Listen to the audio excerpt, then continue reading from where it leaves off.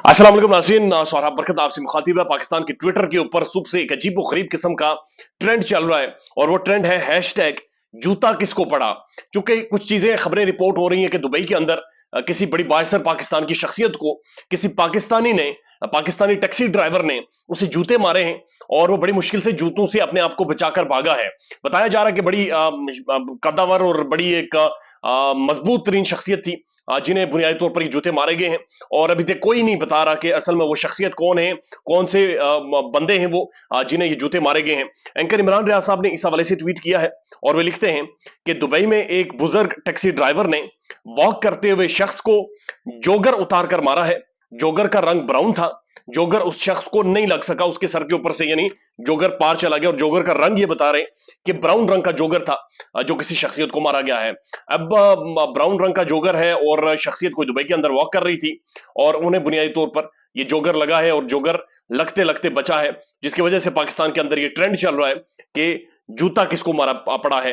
माजी में आपको याद होगा मियां मोहम्मद नवाज शरीफ साहब एक तकरीब में मौजूद थे और वहां पर किसी ने उनके ऊपर भी जूता उछाला था और उनके मुंह की तरफ जूता उछाला था।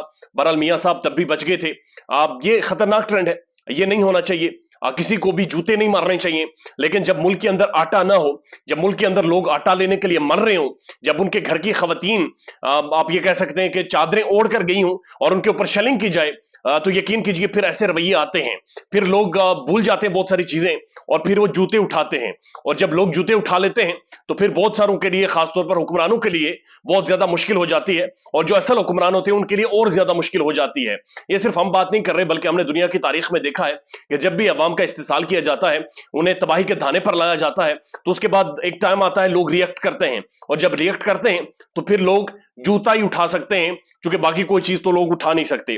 साथ साथ इरशाद भट्टी साहब ने ट्विटर के ऊपर कुछ आम सवाल पूछे हैं और उनका बड़ा अहम सवाल है। उन्होंने कहा जी कुछ अर्सा पहले जेनेवा कॉन्फ्रेंस हुई थी जिस पर पाकिस्तान से जहाज भरकर गए थे और तकरीबन तमाम तर वुजरा, तमाम तर उनके एडवाइजर, सेक्रेटरीज, जिसने वैसे ही जहाज पर झूले लेने थे वो भी चला गया था और वहां पर जाकर कॉन्फ्रेंस में कोई 10 अरब डॉलर इन्होंने कहा था कोई आने वाले हैं। 10 अरब डॉलर के मुआहदे हो गए हैं। दुनिया ने तिजोरियां खोल दी हैं। पाकिस्तान के अंदर डॉलर का फ्लो होने वाला, कोई तबाही फिरने वाली है। हमारे बैंक फटने वाले हैं डॉलर से कि इतने ज्यादा डॉलर की भरमार मुल्क के अंदर होगी। तो अरशाद भट्टी साहब ने पूछा कि वो जनाब वो बता दे बराए मेहरबानी कि वो 10 अरब डॉलर में से $1 भी पाकिस्तान आया? क्या किसी ने इमदाद दी? क्योंकि पेट्रोल की प्राइसेस तो बढ़ती जा रही हैं, इस मुल्क के अंदर महंगाई तो बढ़ती जा रही है, तो फिर जो 10 अरब डॉलर के खजाने के मुंह खोल दिए गए थे पाकिस्तान के ऊपर, वो भट्टी साहब पूछ रहे हैं कि वो किधर है और मेरे ख्याल में उन्हें जवाब दे दिया जाए तो बेहतर है। राना सनाउल्लाह साहब की एक स्टेटमेंट है और वो लिखते हैं, कहते हैं बाकायदा कि पीटीआई इमरान खान को साइड पर करे फिर हम मुज़ाकरात के लिए तैयार हैं। यानी पीटीआई इमरान खान को हटा दे, हम फिर पीटीआई के साथ मुज़ाकरात के लिए तैयार हैं। इस वक्त भी ज़मान पार्क में इमरान खान इफ्तारी की तैयारियां कर रहा है कुछ लोगों के साथ। इस वक्त भी फैमिली ज़मान पार्क के बाहर खड़ी हैं।